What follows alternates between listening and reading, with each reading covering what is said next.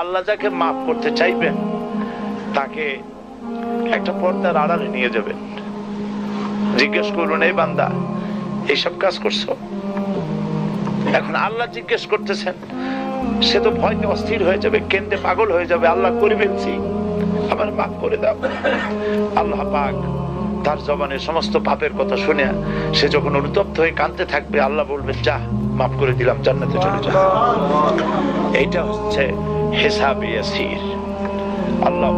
আল্লাহুম্মা হাসিবনি হিসাবান ইয়াসিরা। কাবা শরীফ মানুষ যখন তাওয়াফ করে, এই তাওয়াফের ষষ্ঠ তাওয়াফে একটা দোয়া আছে। এই দোয়া আমি যখনই পড়ি আমি চোখের পানি রাখতে পারি না। ষষ্ঠ চক্কর একটি দোয়া আছে। দোয়াটা হচ্ছে,